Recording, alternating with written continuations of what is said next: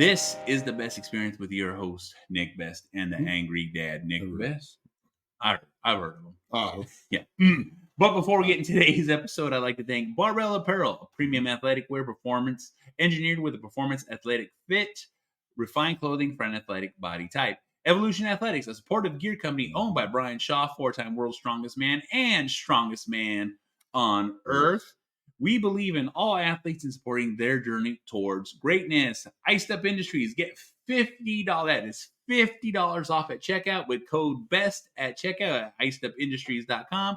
Make sure you guys go check it out. Use our codes, use our promos, use the links because it really helps us out and we appreciate it. And they're great ice baths. They're great ice baths. They're great ice baths. And great ice baths. And the cost of them, you know, it's only like about $2,300 for an ice bath that you pay $5,000 with the other ones. Exactly. It's the same ice bath. You could literally get two you of can literally them. get two of these for the price of one. Exactly. On the internet. So exactly. And they're heavy duty too. Like I said, they are definitely heavy duty. You can set one at hot, One like at cold. 104, and the other one at cold at like 45 degrees. Exactly. You know, that it's funny because, like I said, that's what we used to do when we were kids. Didn't know we were doing what was healthy.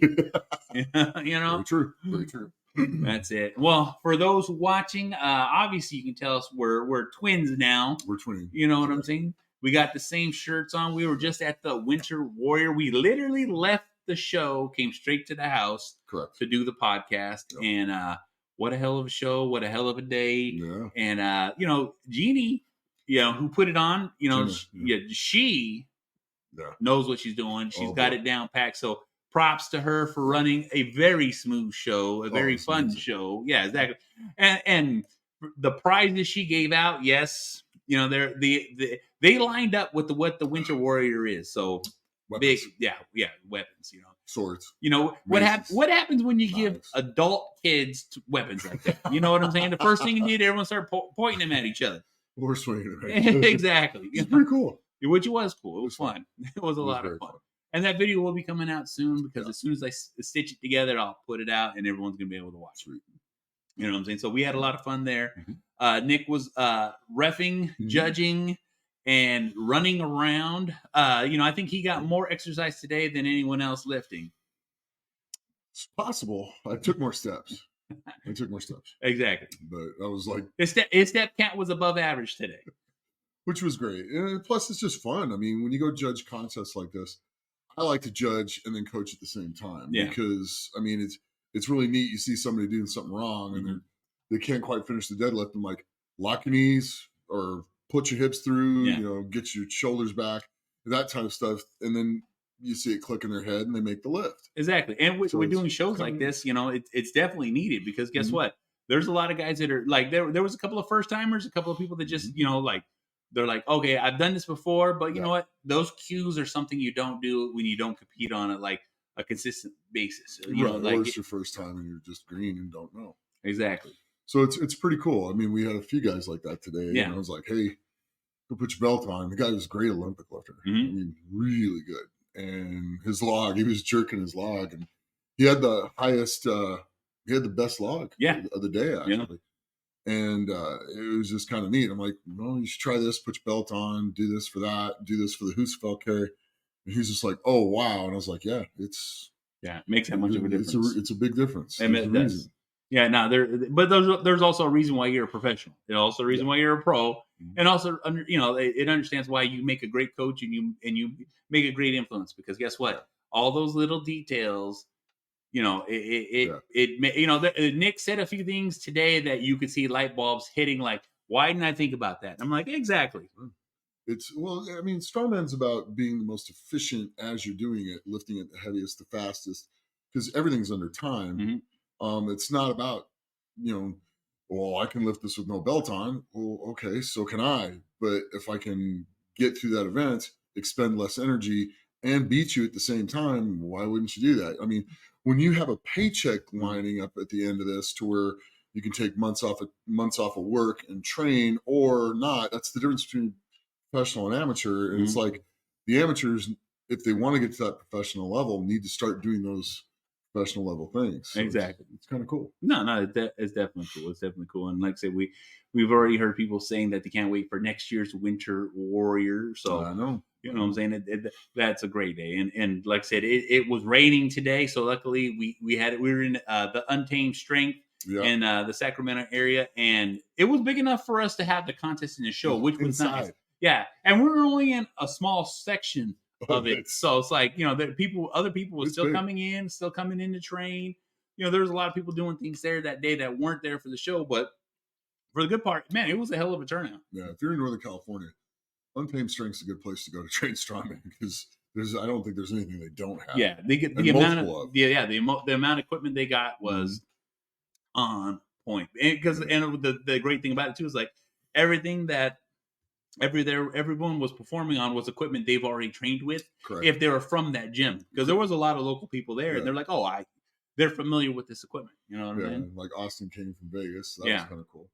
So that'd be kind of neat. He's going to be good. There's going to be quite a few people that came out of the show that are going to be actually really, really good. Especially if they stick to it. That's the one thing. And the Reno crew that came down, some very good lifters in there. That's it. Competitors coming from there. So it's going to be kind of neat to watch some of these guys improve in the area. Exactly. And then we also had Hawaiian barbecue for lunch, which Hawaiian barbecue is delicious. I don't care what nobody says. I had barbecue chicken. Yeah, exactly. I had chicken.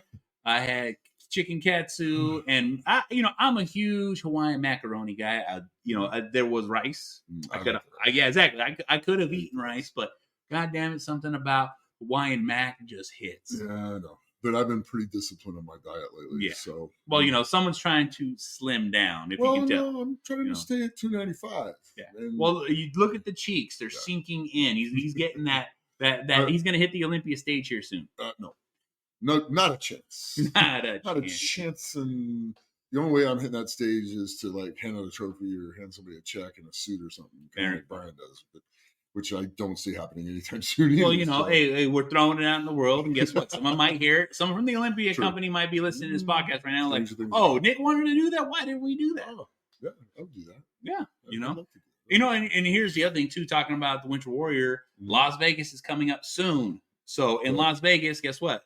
Giants Live, first time in Las Vegas, New Orleans Arena, and in September, exactly. So we hope to see everyone there. And, what's the other thing, too, is, we hope to be there to be able to support everybody and to, have fun. Yeah, it'd be good to see the guys and see Colin and see Darren and all the guys from Giants Live and all the competitors as well. Exactly. You know what I'm saying? And if you want to see us there, mention in the comments. You know what I'm saying? Let's get a couple of likes out there. I'm going to be there. Oh, I know we're going to be there.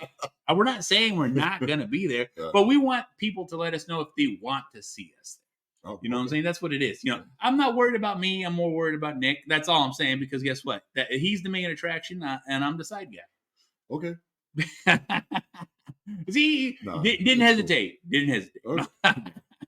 It's cool, and I mean, it's neat. You go to things like this, and you feel totally inspired at the end of the day. I mean, Big Josh tore it up today. Oh yeah, for that 400-pound stone. Come on. Yeah, like it was nothing. Just chucked it. So that was. He had a great day. He did. He won the Open. He won the Open. Work on the front carries, stuff like that. It was exactly. He gets his front carry and stuff down, and he probably would have won every event. So yeah. I would not be surprised to see him up on the main national stage here soon enough. Yeah, his deadlift's good enough. So. Oh yeah, that deadlift was insane. Yeah, so it's gonna be good stuff. Exactly. Yeah. And it's the one thing too is like Josh happened to attend your seminar, and everything you taught him, exactly. That's exactly, and that I'm not saying that you had an influence on his victory today, but he did do quite a bit of the techniques that you taught him. Yeah, and his yoke was good. His yoke was it was like this close to there was one person who was just like that much faster, but it wasn't the same weight. Oh, what? Not at all the same weight. He was like, I'm beating that time. I'm like, yeah, but you guys are doing hundreds of pounds difference. Yeah. I think he was running a 700-pound yoke. Yeah, he was running a 700-pound yoke. Yeah, and what was it, like 8 point something, 8.96? his was like 8.96, and the other kid was like 8.5. Yeah. So, but like once again, these are two different classes, and he just got mad that he ran that fast, and he was like, "I can run faster than that, 700 pounds," and he almost did. Well, one was going out the door. Yeah. The other was going to the door, so he had to put on the brakes. At the end yeah, too. yeah, that's very true. Yeah, he would have. Yeah, he would have went through a glass door and looked like Wile E. Coyote. So, but it was cool. It was a lot of fun. Yeah, it was a lot of fun. It was, like I said, doing stuff like this it's always tremendous because, like I said, even right now we're excited because we just did it. Yeah. We're excited because we were just there, and it's exciting to be there. Especially, like I said, supporting local shows, supporting where the grassroots, where it actually starts. You know what I'm saying? It's like that's where I always feel it's the most funnest because everyone is literally shoulder to shoulder cheering everybody on, which. Yeah. You know, if you do strongman, guess what? That's a normal thing. Not in every sport you see that. Nope. You know what I'm saying? In a lot of sports out there, it's me against you, and I don't talk to you. And strongman is like, no. The guys are helping each other, exactly, and stuff, and walking with each other, and encouraging each other, and stuff like that. Yeah, so it's neat. The camaraderie, it's there all the way around. It's really special because it's an individual sport, and you can't change what the other guy's going to do. And everybody wants to beat everybody on their best day. Exactly. I mean, it doesn't do any good to beat somebody when they're hurt or not doing well. Exactly. So when you beat them at their best, then you know you got it. So, and like I said, each other out. Yeah, and it was, like I said, it was tremendous. It was fun. Yeah. You know, it was raining outside, and it got cold. But guess what? We were inside, so it was even better. No, it wasn't super cold. No, it was not cold. It wouldn't snow if it was cold, but for California, it was quite chilly. You know what I'm saying? That's what we're getting to. You know what I'm saying? That's what you're getting to. That's what exactly. You're the one complaining. Oh, yeah, exactly. I'm from Vegas. I didn't complain. It was cold. Oh, yeah, not. Well, you know, you're either extremely hot or extremely cold. Yeah, there's no comfortable middle for you. Very true. You know, there's days Nick's training in under 60-degree weather in his garage or over 100-degree weather. You know what I'm saying? I'm just saying, you know. Yeah. You know, it's so hot that like you got to wait for the implements to cool off outside because they're roasting. You know what I'm saying? Well, I don't know how many times I went there and touched hot plates. We have to put like during the summer, we'll have to take a bucket of ice and water and drop towels in it and then put it over the handles of like the farmer's walk and some of the other stuff to cool them off. And by the time we get it cooled off and everybody's like, aren't you going to worry about the street being wet? And by the time you get back, the street's dry. Yep. The implements are already starting to get warm again. And you got to go. Yeah, exactly. So, yeah, it's kind of cool. Exactly. But that's what I'm saying. Yeah. That's what I'm saying. You know what I'm saying? In California, it's a little bit more controlled. We have internal AC. You know what I'm saying? It's usually 65, 75. That's where I like it. It's not too bad. Exactly. It's not too bad. I like to sleep in weather like that. Me too. But yeah, we had a great day. It was a fun day. You had a great day of training there. A great day of training. Yeah, exactly. That was a solid day of training. 18, 500 for 18? Yeah. So yeah. Probably had 24, 25 in me. But it felt good. The number was 18. I hit my number next week. The number goes up a little bit. So well, and here's the thing too, is like, you know, when we were training, people were like, Nick, do 2 more. Do this. And he's like, no, I have a program. This was another number. This is my number. This is my program. Same thing with the squats. You know what I'm saying? Like, what you squatted 705? 720. 720 on a single. You know what I'm saying? He's like, no, I had more in me, but why am I going to beat myself up if you're doing the program? You know, that's something that you always see people like, you know, I don't know how many times we're in the gym and we hear people talking about, well, I'm not supposed to do this. Yeah. You're on a program, follow the damn program. It's written for a reason. Yeah. It's written for a reason. And I mean, unless it's a week where you're supposed to be testing or you're in the competition, you train hard, you get up in there pretty good, but you never lay the hammer all the way down. Yeah. All the way down. You get close, but not quite. Not till it's time. Exactly. And that's one of those things too. Is like I said, you know, when you're young, you can get away with it. And when I mean young, there's a lot of under 20-year-olds that, you know, they're just starting. No, there's a lot of people in their 20s. I still consider that pretty young. Well, there we go then. You know what I mean? But, you know, like I said, we hear it all the time. I hear it all the time. You know what I'm saying? People are like, hey, you know, I'm not supposed to PR today, but guess what? I'm going. Training for a PR every time you go out is not good. There's a difference between training for a PR and doing a heavy single. There's a difference. There's a massive difference. And it's not about going to the 100th percentile, but you get up into the high 90s, it's okay. You push to the edge, but you don't go over. And a heavy single that's meant for use for training that takes you 4 or 5 seconds to do and is a training single is good, because when you do a training single, you still do work sets up to it. You're still doing 5 reps and then 3 reps. And the single, we're in a competition, you're doing 4 reps and then single, single, and then you're warm and you go hit your competition weights. Whereas training's training, you hit 3 or 4, hit 4s, 3s, and then you hit your 5, your 3, and your 1. I mean, it's kind of how you do it. You save it. One is training, and the other one you're saving yourself to hit your heavy lifts. Exactly. That's the difference between the two. See, and I don't think people seem to get that. No, they don't. Everyone wants the glory of the PR every time. Right. But like I said, to advance and to get better, that there's a reason why there's a program. Yeah. Well, and that's the thing. I mean, it's great to hit PRs. Great. It's a great thing to do. We're never putting it down. But you're not always going to hit them. And if everything you function about is hitting a PR every time you train, you're going to be pretty disappointed in training. Well, but it's good work. It's solid work. Solid work, good work. Not everything has to be, 100% better than the last time. But if you slowly, methodically get better over time, you never go backwards. Then you'll continually move forwards, and you continue to grow. When everybody, instead of doing this, throughout your training, it's just this. Exactly. Yeah. And it just keeps moving, and it keeps moving, and all of a sudden it gets to, you pass the peaks and valleys of the person doing this, and you never look back. And that's the goal in the end. And that's real training. You know what I'm saying?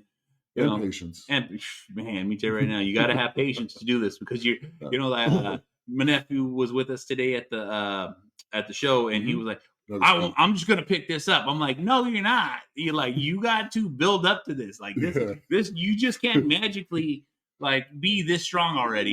He's all, but why not? It was cute. He's stable to the floor. Yeah, exactly. You're not just gonna pick that up, but you can pick that up. You will be able to pick that up in time, but you have to do the things necessary to get you there, and you got to put the work in and the long work in to reap the benefits and the rewards. And that's how that works. Yes, it is. You know what I'm saying? He was just so pumped up, because he was like, oh, he wanted to do it next year. I'm like, well, guess what? And fast up brings fast down. That's it. We want that, like you said, that steady climb, that steady climb. Well, and the other thing is you also want the muscle. The muscle's going to recover. The muscle, and people don't seem to get this about training. The experts that can't beat me. Yeah. With the internet keyboard warriors. So that too. Or haven't done some of the things that I've done, or Ed's done, or just Brian, or any of the other great guys that doing this, and just all of them, is they don't get that. Yeah, muscle. Everybody's so concerned about the bodybuilding portion of it, where muscle heals in 2 days, and you got to get back to training it and stuff like that. No, you need to heal when the connective tissue's healed. Let me say that again. You need to train again when the connective tissue's healed. And why does the connective tissue take so long to heal after you've had a surgery or an injury or whatever? There's not good blood flow to it. So it heals slower. Now, why people can't figure this out, I don't know, but it just heals slower than muscle does. Therefore, your training should be when that muscle's healed. Now, it takes 2 to 3 times longer for the connective tissue to heal than the muscle. Muscle will not atrophy till the 10th day. Yep. So as long as you get that between 6 and 8 day time frame in there, you're good. You're good. And you're going to train, you're going to get stronger. You're going to train, you're going to get stronger. You're going to train, you're going to get stronger. And it'll be a little bit slower process, but if the muscle gets stronger so much faster than the connective tissue, when you start getting up into that international elite level, and the muscle's stronger than the connective tissue, that's where you start running into injuries where you pop things off the bones. Yep. Muscle belly tears. Muscle belly tears, where you just pop the tendon off and then they're sewing it on. Muscle belly, it's going to heal. And that's guys who tear their muscle bellies, their connective tissue stronger than muscle. That's impressive. Guys that pull it off the bone, the muscle's stronger than the connective tissue. And that's where you run into your issues getting too strong too fast. There it is. That's the difference in the two. You know what I'm saying? This is $1 million information here that you guys need to understand. And it's not talked about very much. Yeah. Which I don't understand. Well, you know. But everybody wants to sell quick. Everybody wants to sell fast. Everybody wants to sell this. And it's muscle maturity. That's what it is. It's muscle maturity, and it's patience, and it's understanding. You can work things to make them go a little bit faster, but in the end, the getting there super fast is going to get you out of there super fast. Exactly. And that's what we never, like I said, we never want to see somebody jump to the top and then all of a sudden there's like, the bottom. Exactly. You know what I'm saying? But also too, like I said, this is information that Nick always shares with a lot of his elite people that are coming up. You know what I'm saying? True. It's like, hey, understand. And, some people get it. Some people don't. It's, I've been talking about this for a while now. Yeah. I'll, tell people who listen, and it's just, you go through enough stuff, you go through enough injuries, you start thinking about, well, why does this heal at this speed? Why does this heal at this speed? And you start learning the difference. And we're okay, well, if this heals, if it takes tendons, 2 to 3 times longer to heal than a muscle tear does, why is that? And it's because you start thinking it's the blood flow, it's this, the way the body reacts. And if you want to help your tendons and ligaments, you can take things like recovery that Brian sells with undefined nutrition that's hyaluronic acid in it. And then you can also take collagen and stuff like that. So that will also help those repair. And I don't think a lot of people, really explore that avenue enough either. Exactly. So, wow. But yeah, we covered quite a bit, and we had a great week. Yeah, it was fast. You know what it is? We drink a lot of caffeine. They cups and cups. Coffee is very underrated. Coffee and kilos, send us a sponsorship. Yeah. Send us a sponsorship. We drinking a lot of coffee. We drinking a lot of your coffee. So guess what? You know what I'm saying? We'll put you on the podcast. Okay. Anyway, I hope you guys like this. Please like, share, and subscribe. And as always, train hard, train smart, and be the best you can be. Check out Winter Warrior next year when it comes up here to Untamed Strength. In the Sacramento area. Contact Gina and get ready for next year. Oh, yeah. Anyway, train hard, train smart, and as always, be the best you can be.